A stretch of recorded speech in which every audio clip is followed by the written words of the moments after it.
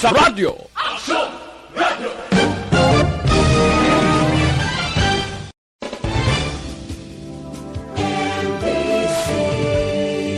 Manila Broadcasting Company.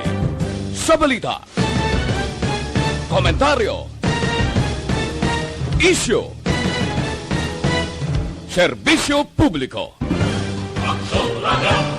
Sa Bacolod, Aksyon Radio! Aksyon Radio!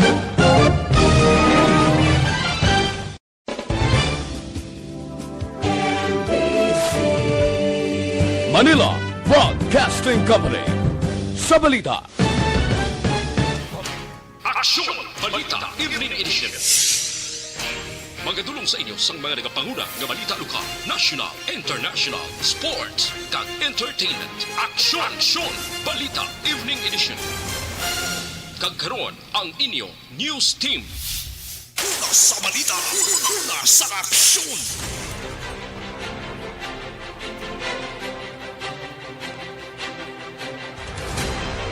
Bayong gabi syudad sa Bacolod, Western Visayas, kag bugos nga Pilipinas sa welcome na sa pagpangalagad sa aksyon na Balita Evening Edition. Karon nga adlaw Lunes sa Setyembre 6 sa tuig 2021. Makita kita live sa amon official Facebook page kag sa YouTube channel ang Aksyon Radio Bacolod kag mabatian pagi sa www.aksyonradiobacolod.com.ph. Kaming inyo mga kag balita. Aksyon and Defensor. Kag Aksyon Dale Salazar para sa mga headlines. Una kita sa mga balita lokal. 4 sa 5 ka mga lugar nga posible pagatukuran sa Bacolod General Hospital ginhingadlan na. Engkwentrohanay sa pagka-alkalde sa Banosang Isabela kag Tuboso, Balantayan. Sa balita national, Salazar, ginapaimbestigahan ng pila ka mga pulis nga nagapangilkil sa mga persona nga ginakustodiya. Pilipinas nagapabilin nga high risk sa COVID-19. Detalye sa mga balita lokal pagkatapos gid lamang sini. Ang elementary nga evacuation center na concern din baha man. Uy, dati tinagaman apat pumansaka ang tubig. Actually, ito po Yung medyo mataas na ang tubig, so ginaulat natin nga Siwat nga nag-traffic to or nag-transit dito sa sulod ang mga continuous range ang nag-subject sa factor sa pagsaka sa sining tubig sa subong. Punyo 4 2021, sang formal na ginanunsyo sa pag-asa ang panahon sa tig-ululan o rainy season sa Pilipinas. Gani, lauman ang maulan nga panahon umpisa subong tugtog Nobyembre 2021. Ang Pilipinas sa mayroon sa early warning system para mahibaluan ang lakas ng panahon. Gani, wala sa rason nga hindi kita makapreparar karon nga rainy season.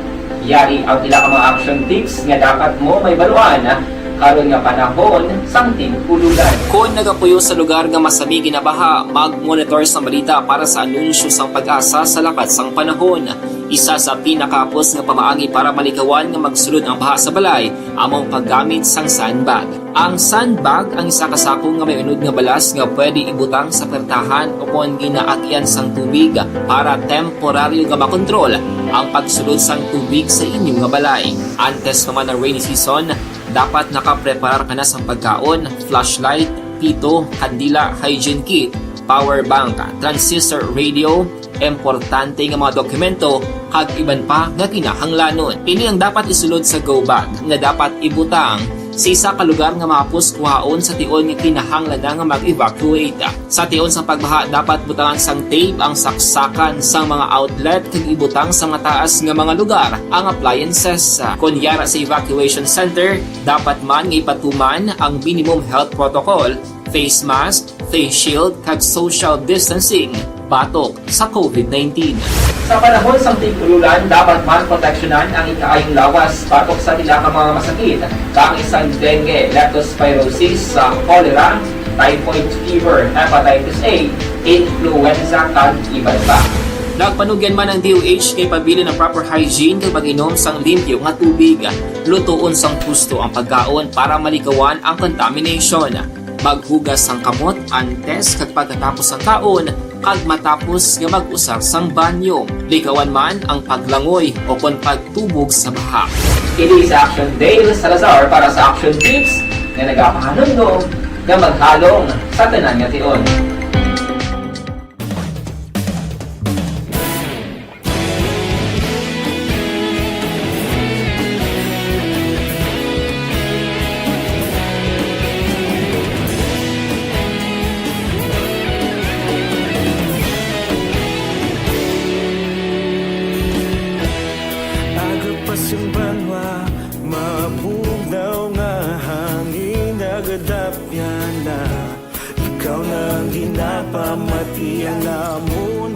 sa sandigan.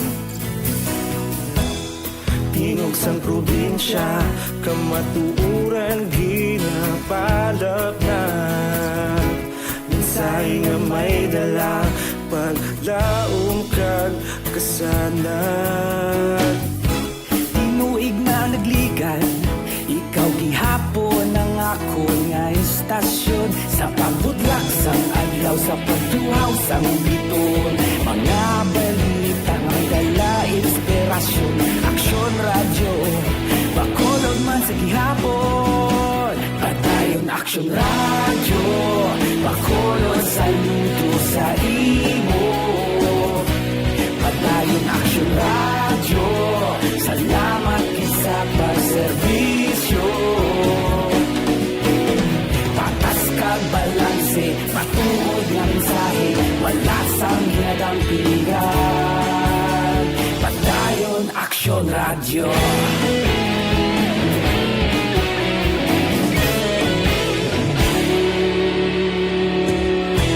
Pagkulong nun kag negrosanon, inyong pamatian.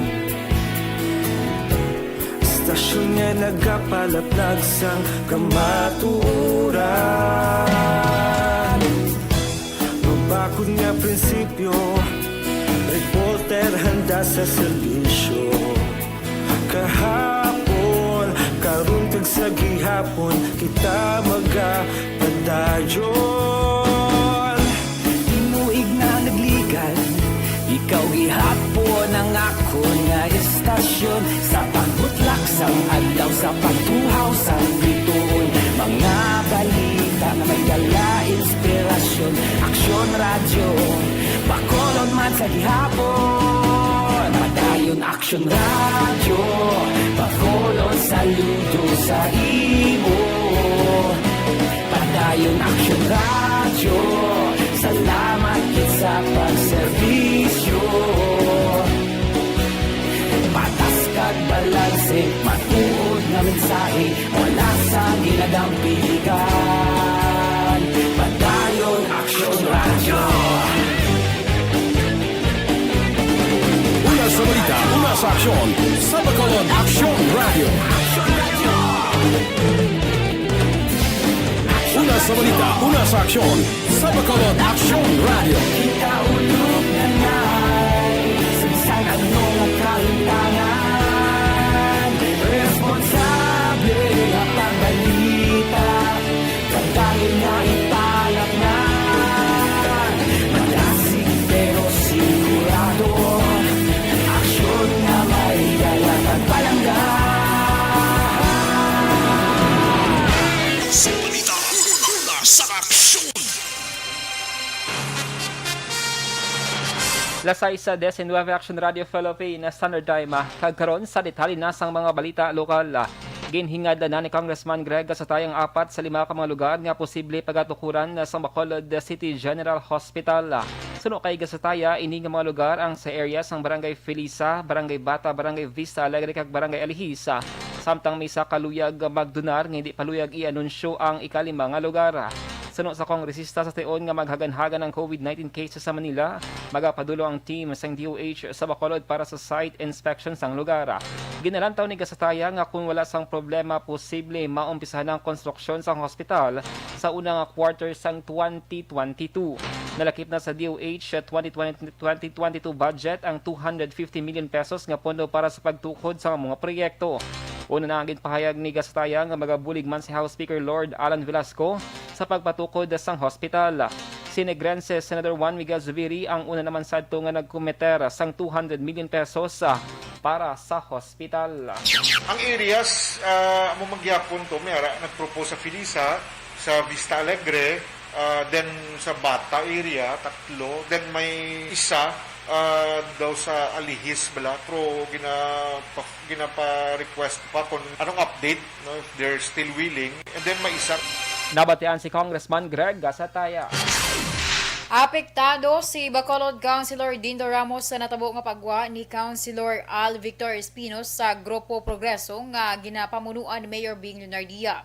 Si Ramos ang kilalang abyan ni Espino kag madugay nga nag-updanay sa politika, samtang si Leonardia naman ang iya ginupdan sa nagsugod ang iya karera sa politika. Sa interview sa Aksyon Radyo, ginpahayag ni Ramos na budlayan ini bangod halin sadto updanay sila ni Espino sa pagpangampanya. Ginpahayag man sa konsihal nga wala ini nakabati sa istoryahanay sa tunga ni Espino kag ni Leonardia, nagligad nga sa Tiambre 3 ng gabi say nagsapol ang Grupo Progreso bangod ini ang nagpalayo. Sa kay Ramos, iya ginarespeto ang desisyon ang desisyon ni Espino kag ni Leonardia angod sa natabo sa partido. Sulo pa sa konsihal, magapabilin ini sa GP kag wala ini sang manakitaan nga rason para magbuya sa partido. Sa naibaluan, una ginpalayag ni Espino nga ginpagwa siya sa partido matapos nga ginhambalan ni Leonardia nga nadula na ang iya pagsalig, samtang nanindugan naman si Leonardia nga voluntaryo nga naghalin sa GP ang konsihal. Magabalay sa ordinansa si Councilor Tino Ramos nga nagatalanan sa guidelines sa mga nagapangalan sa resolution of no objection kon Rono para mag-operate sa online betting. Ini matapos nga tinalik dahil nga simana nakabaton sa pila ka mga request ang council nga nagapangalan sa Rono pero wala mahatag matapos nga kalabanan sa mga konsehal ang nag-abstain. Sa 11 nga presente ang konsehal, mayara sang 6 ang nag-abstain. Sa interview sa Aksyon Radio, ginpahag ni Ramos Chair sa Committee on Laws ang proposed ordinance ang pag-aupda ni Councilors Al Victor Espino kag Councilor Carlo Peza. Ginpatag ni Ramos nga antes nga maghatag sang ro ng SP, dapat mayara sang ordinansa nga may basihan kag nagsuhestyon diri among paghimo sa nagakaigo nga guidelines. Ginpahag sang konsehal nga ang mga negosyanteng dapat mayara sang social corporate responsibility sa host barangay o community. Ginpahag man ni Ramos nga sa iya ihibalo, nakahatag ng council sa duwa ka mga rono pero base sa personal nga opinion, makover ang mga ini sa guidelines sa tion nga maaprubahan ang ordinansa para sa renewal sang ila nga rono. Sa dugang pangabalita lokal, ginalauman ang masingki ng kwentrohanay sa pag-alkalde sa Banwa sang Isabela kag Tuboso sa probinsya sa Negros Occidental para sa 2022 nga eleksyon matapos ideklarar ang libre zona. Sa interview sa Aksyon Radyo Bacolod, ginpahayag ni United Negros Alliance Secretary kun United General Cada City Mayor Salvador Escalante Jr. nga sa Isabela, dayon ang pag-inkwentrohanay ni incumbent Isabela Mayor Irene Montilla nga miyembro sang Love Negros kay incumbent Vice Mayor Renato Balabor Jr. nga miyembro naman sang UNEGA. Sa Tuboso, mag-inkwentrohanay si Madonna Maranyon Hauhoko nga UNEGA candidate kontra naman sa ginapilian sang LN Sanday-anay Mayor Evilio Valencia kag incumbent Tuboso Vice Mayor Jessie Rex Bartolome. Gindeklarar ang libre zona sa isa ka lugar agud itugyan sa kandidato ang ila desisyon kag sa mga botante ang pagpili sang ila naluyagan nga pagabutuhan. Suportado ni League of Municipalities of the Philippines sa LMP Negros Occidental Chapter President Valladolid Mayor Enrique Meravalles ang pag-inganyo kay Davao City Mayor Sara Duterte Carpio nga magpapili presidente sa 2022 election na. Sa interview sa Aksyon Radio Bacolod, ginsiling ni Meravalles nga pinalang iya nga desisyon nga suportahan na si Duterte Carpio. Apang iya diri klaro nga wala pa sang may baluan kung ano ang desisyon sa giban pa nga alkalde sa Negros Occidental. Ginpahayag man sa alkalde nga may baluan lamang ini kung sila ang makapatigayo na sang pagsinapol. Sa General Assembly sang LMP Bulacan Chapter nagligad nga Mayo, nagsumita sang resolusyon ng mga alkalde sa mga probinsya gud inganyohon si Mayor Duterte nga magkandidato sa pagka-presidente sa 2022 presidential election. Sa katapusan nga balita lokal, mayami na nga lawas sa masapuan ng isa kalalaki sa sitio Turkey, Barangay 4, syudad sang Sipalay, Domingo sang gabi. Ang biktima gid kilala sa kay Ronald Pilario, 31 anyos, kag nagapuyo sa uman nga lugar. Sa investigasyon sa Sipalay PNP, si Pilario nasapuan sa kilid sang dalan kag may pila sa ulo. Suro pa sa hepe nga si Police Major James Latayon, may person of interest na sila apang ginakumpleto pa ang mga ebidensya. Dugang pa nila tayon, ang biktima may nakaaway sa gintambungan nga kaadlawan kag sa masaniman, ginaparecord sa barangay bangod na Gamaoy. Padayon pa ang investigasyon sa otoridad sa motibo sa krimen. Una sa balita, una sa aksyon. Lasay sa 25 Aksyon Radio Philippines, Standard Time, KBC Plus mga ka-aksyon na. Good day everyone! Ako balik si Defensor of Aksyon Radio Bacolod. Subong is 5 years na ako nga nagatrabaho for Aksyon. And nagapasalamat ako syempre sa management sa sining ako nga trabahuan bangod sa ilang paghatagban na bulig sa akon agud nga mas nga mapa-improve ang akon iyang ikasarang sa patag sa paghambal sa kahanginan kag syempre sa mga pagpakita pag-id sa abilidad ko hindi lamang sa mikropono kundi pati man sa field. Sa liwat, madamo nga salamat Aksyon na Radyo Bacolod kag syempre sa amon man nga station manager Ma'am Nona Di Maala Magbanwa para sa pagbulig sa amon agud nga mas mapaayo pagid kag mangin produktibo kami nga mga kabataan sa sining nga henerasyon kag syempre nagapasalamat man ako sa Ginoo kay tungod nga naglawig ako diri sa Aksyon Radio kag mas nga na-improve ang akon kaugalingon. Happy anniversary Aksyon na Radyo Bacolod! Una sa balita, una sa Aksyon, sa Bacolod, Aksyon Radio.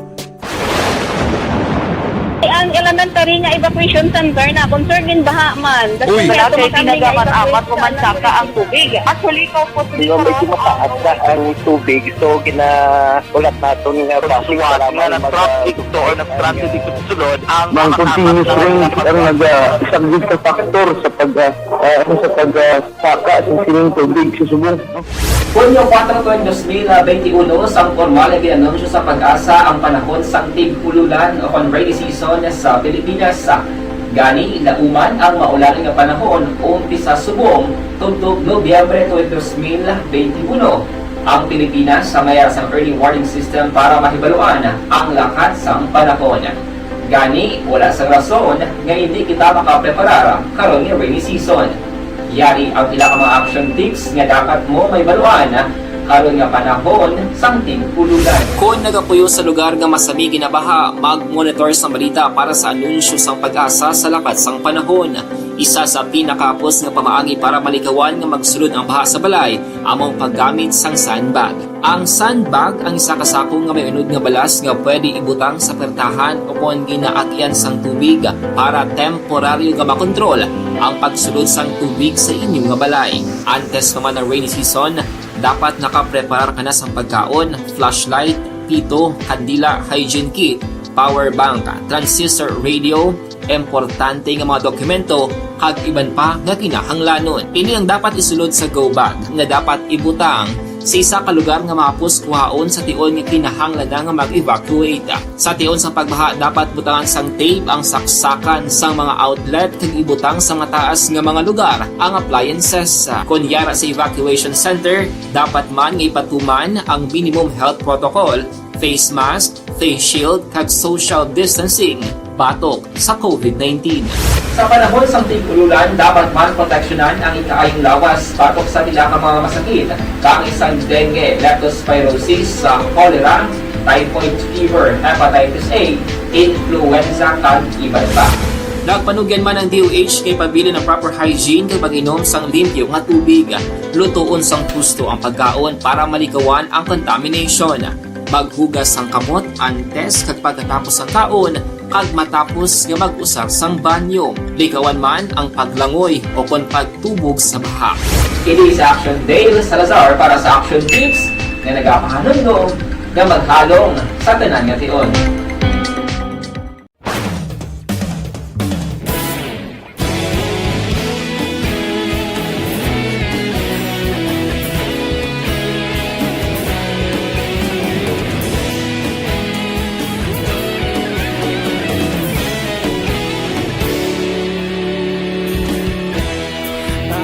Yung banwa, mabugnaw nga hangin nagadapyan na. Ikaw na ang ginapamatian namon ginasanligan. Tingog sang probinsya, kamatuuran ginapalap na. Minsay nga may dala, paglaom kag kasanan. Tinuig nga nagligan, ikaw istasyon sa pagbudlak sang adlaw sa pagtuhaw sang biton. Mga balita may dala inspirasyon. Aksyon radyo, bakulog man sa gihapon. Padayon Aksyon radyo, bakulog saludo sa imo. Padayon Aksyon radyo, salamat isa pagserbisyo. Patas kag balanse, matuod nga mensahe, wala sang ginadampingan. Padayon Aksyon radyo.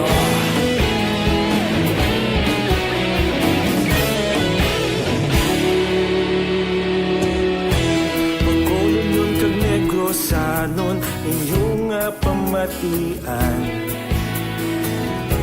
Istasyon nga nagapalaplag sang kamaturan. Mabakod nga prinsipyo, reporter handa sa serbisyo. Kahapon, karong kag sa gihapon, kita magapadayon. Tinuig na nagligal, ikaw gihapon ang akon nga istasyon. Sa pagbutlak sang adlaw, sa pagtuhaw sang biton. Mga balita na may dala inspirasyon. Aksyon radyo, bakolon man sa gihapon. Padayon Aksyon radyo, bakolon saludo sa imo. Padayon Aksyon radyo, salamat sa pagserbisyo. Patas kag balanse, matuod na mensahe, wala sa ginadampingan. Padayon Aksyon radyo. Una sa balita, una sa aksyon, sa Bacolod Aksyon Radio. Una sa balita, una sa aksyon, sa Bacolod Aksyon Radio. Kita ulog na na'y sansan at mga kahintangan. Responsable ang pagbalita, pagdahil na ipalak na. Malasig pero sigurado, aksyon na may dala pagpalangga.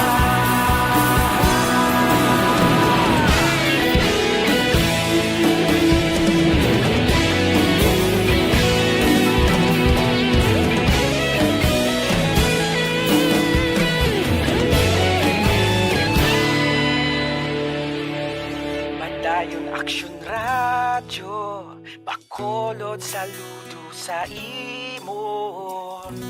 Padayon Aksyon radyo, salamat gid sa pagserbisyo. Padayon Aksyon radyo, bakolod saludo sa imo. Padayon Aksyon radyo, salamat gid sa pagserbisyo. Patas kag balanse, matuod nga mensahe, wala sang ginadampingan. Padayon Aksyon radyo.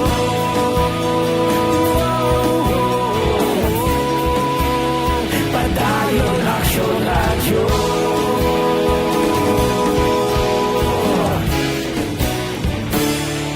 Padayon Aksyon radyo. Sa aksyon! TTX sa 500 capsule mga kaaksyon na sa may mga fatty liver dira mag-take na sang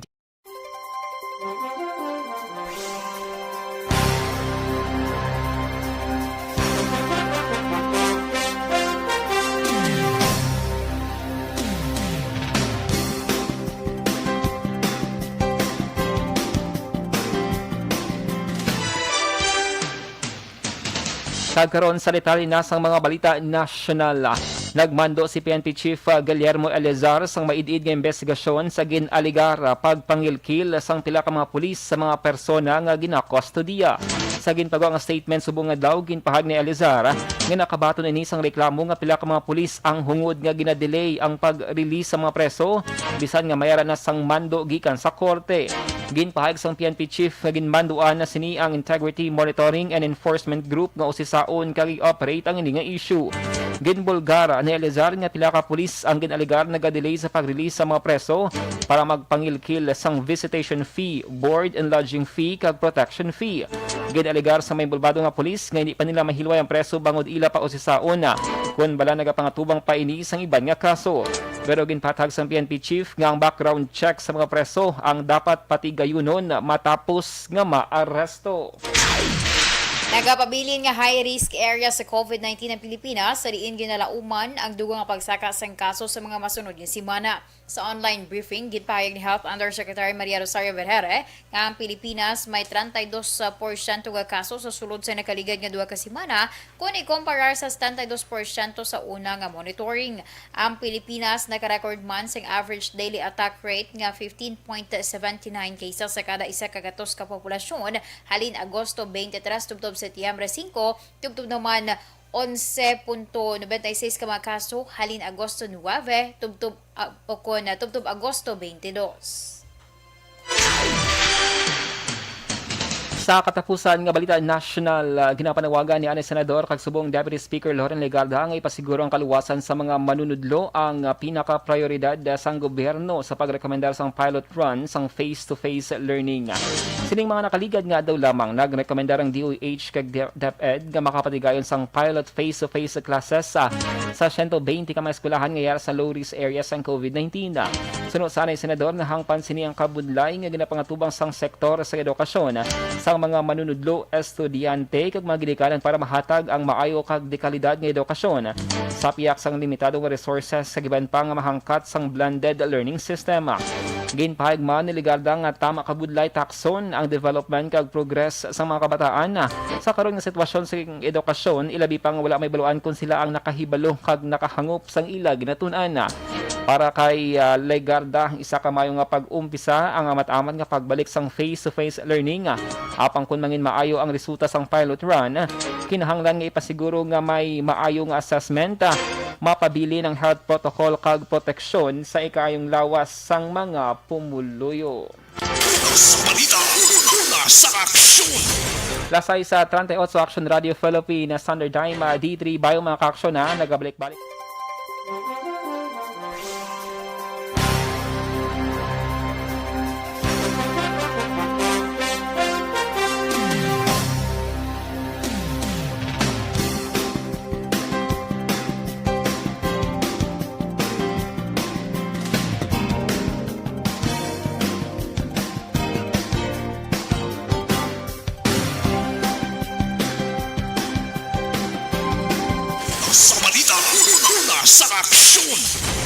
Lasay sa 39 Action Radio Philippines Standard Time.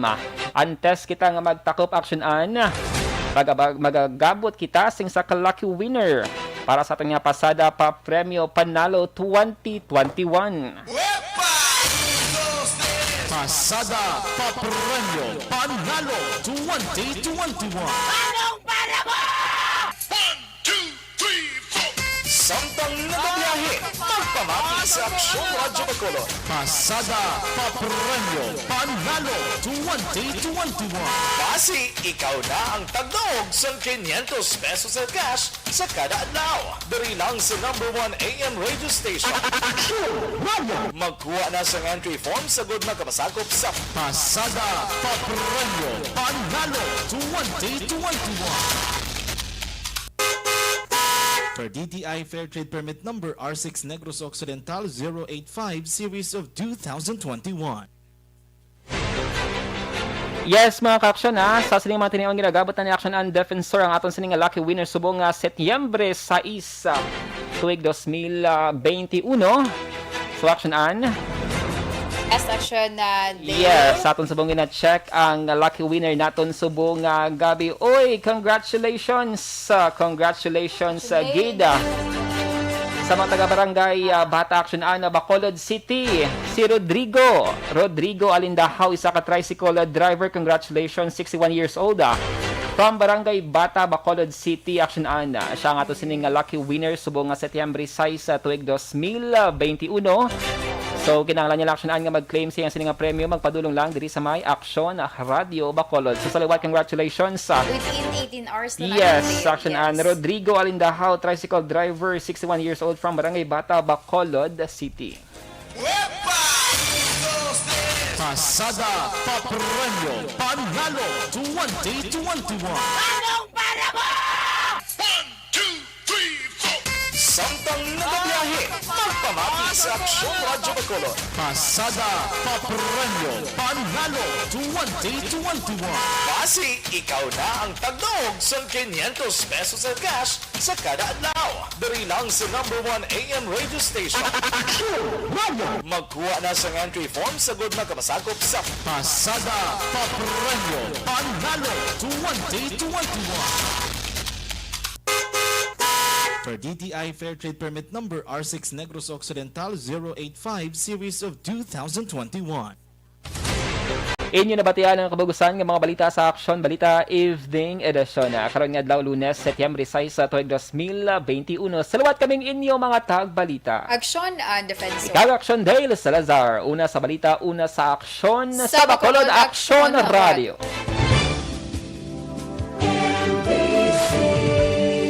Manila Broadcasting Company. Sa balita, komentaryo, isyu, serbisyo publiko.